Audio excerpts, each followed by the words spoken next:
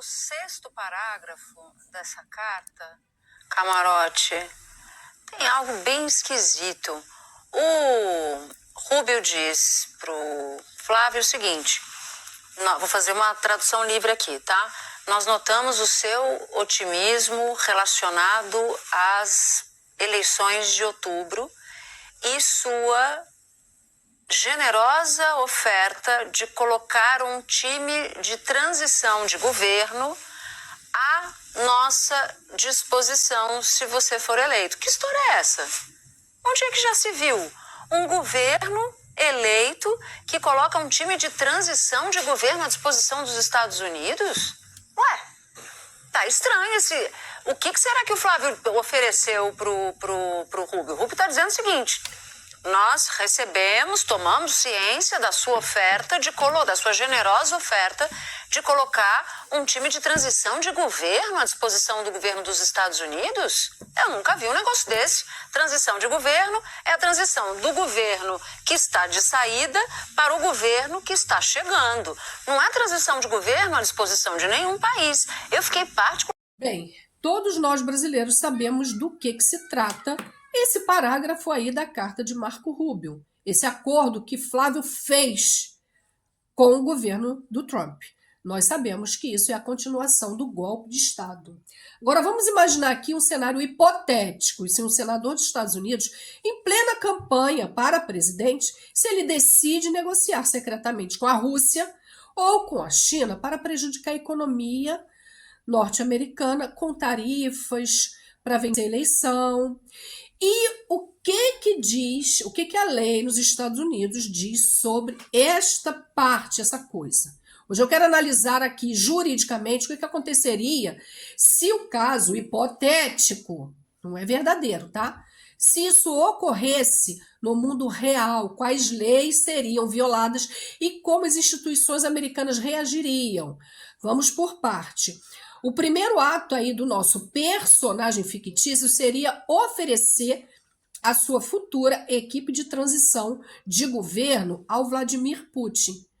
Nos Estados Unidos existe uma lei muito antiga chamada Lei Logan, de 1799. Essa lei federal, ela proíbe expressamente que qualquer cidadão americano, qualquer, sem autorização oficial do governo, conduza aí algum tipo de negociação com governos estrangeiros que tenha até uma disputa comercial com os Estados Unidos, uma simples disputa. O objetivo é evitar que diplomacia oficial seja boicotada por interesse privado. Embora essa lei seja raramente aplicada, porque ninguém se atreve, né?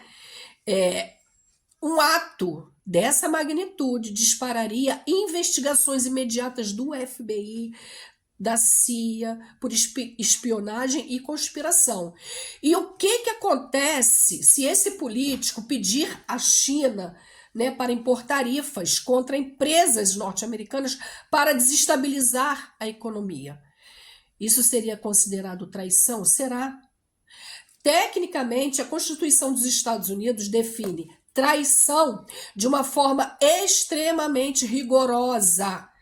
É necessário iniciar guerra contra o país ou aderir a inimigos formais, dando-lhes ajuda e conforto. Olha a palavra conforto.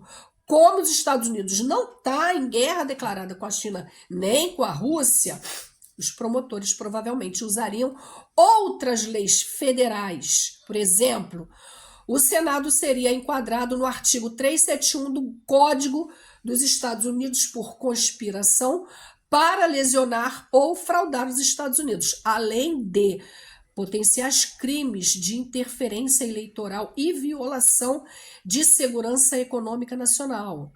Mas antes mesmo de o caso chegar ao Tribunal Comum, o impacto político seria imediato dentro do próprio Congresso. E aqui aplica-se a regra dos terços. É a regra de voto da 14ª emenda constitucional. O Senado tem o poder constitucional de expulsar qualquer membro com o voto de 2/3 do parlamento, por quebra de decoro e quebra de juramento. Segundo, desculpa, entra em cena a famosa 14ª emenda da Constituição, em que proíbe qualquer pessoa que tenha jurado defender a Constituição norte-americana de ocupar cargo público se tiver dado ajuda e conforto, a palavra conforto aí de novo, ao inimigo, né? Ao inimigo do país. O candidato seria sumariamente desqualificado à corrida presidencial e ia se tornar inelegível imediatamente. Em resumo, o sistema de freio e contrapeso e as leis de segurança nacional dos Estados Unidos, eles foram todos desenhados para tratar esse tipo de interferência como uma das crises mais graves de uma república. Isso é grave, resultando no fim imediato da carreira política em graves penas de prisão. Caso você tenha algum interesse, né, em uma maior apuração, você pode procurar no Google o que diz a Lei Logan de 1799 dos Estados Unidos. Pode jogar isso lá. Deixa só eu contextualizar aqui. Essa lei foi criada durante o governo do presidente John Adams, após o doutor George Logan, um cidadão comum.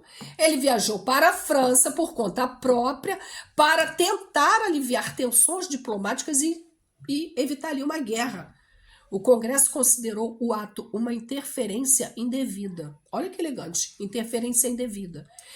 Se você achou que essa análise minimamente jurídica, se você achou que isso aí é interessante, deixa um like aqui para mim, por favor, para me ajudar a fazer crescer, porque eu posso melhorar o meu canal e procurar aqui mais informações.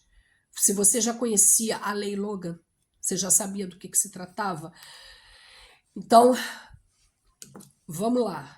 Vamos, já que o pessoal da direita no Brasil é tão apaixonado pelos Estados Unidos e acha que os Estados Unidos é referência para tudo, use esse método que eu uso. O que aconteceria se fosse o contrário? É assim que eu penso.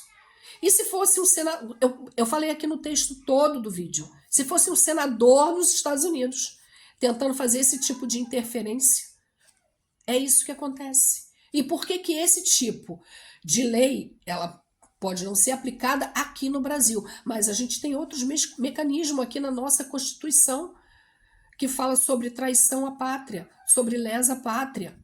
É o que está acontecendo. O Flávio e o Eduardo, eles estão prometendo o Brasil, desculpa, para os Estados Unidos, para dar continuidade à tentativa de golpe de Estado. Eles já falaram. Se tiver um cenário de terra arrasada, Eduardo falou isso, pelo menos estarei vingado. Então, assim, o Brasil é soberano, o Pix é nosso, fiquem bem e aquele abraço.